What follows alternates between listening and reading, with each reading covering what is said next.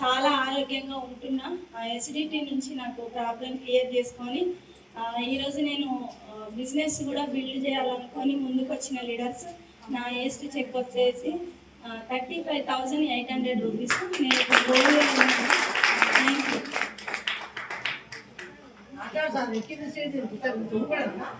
అలా చెప్పాలి. ఎస్పెషల్లీ నేను వేరే ప్రోగ్రాంలో కూడా మా మేడం రమ్మన్నతో నేను ఎప్పుడైనా ఇక్కడికి రావడం ఏంటంటే నాకు ఆంజనేయ సార్ చెప్పే మాటలు బాగా అనిపిస్తుంది. సార్ అంత అంటే ఏజ్ పరంగా చూసుకుంటే నాకన్నా చాలా 12 సంవత్సరాలు చిన్నవాడు సార్.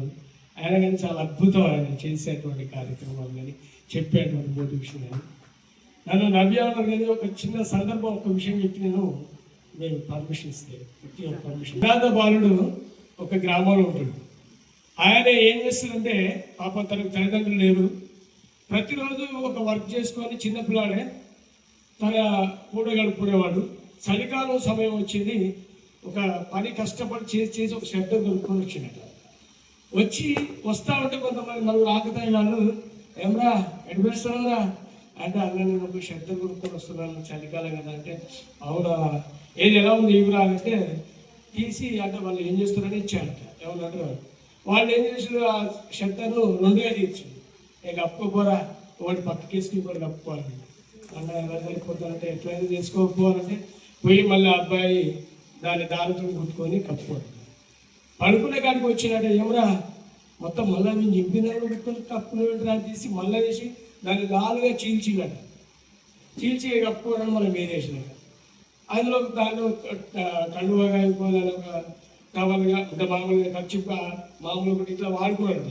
ఆయన వచ్చి వాటిని వాళ్ళు ఓరక పీరికలుగా చెప్పినట్ట. చెప్పే వరకు ఆ అబ్బాయి ఏడ్చుకుంటూ ఏం చేయలేక వాళ్ళని ఎవరు లేడు, వాళ్ళని దిగిపోతే వాళ్ళు కొడుతారు నలుగురు.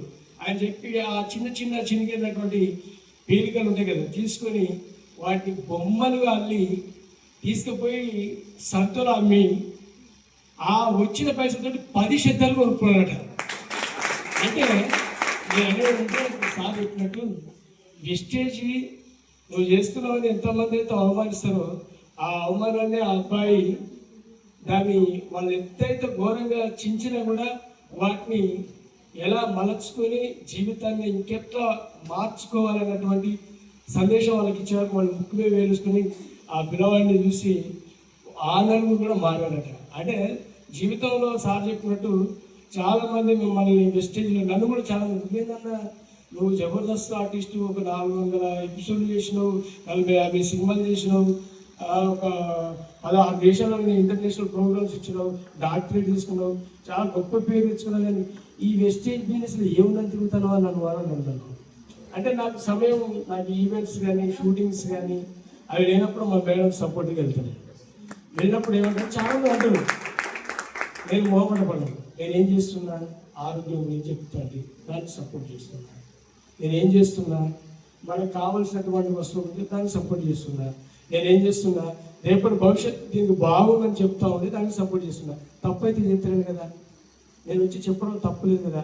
నేను వచ్చిన ఒక ఎగ్జామ్మెంట్లో 2-3 వచ్చి రాజమౌళి లాంటి వచ్చి వింటాను చెప్తున్నాడు అనేటువంటి సందేశం ఉంటుంది కదా.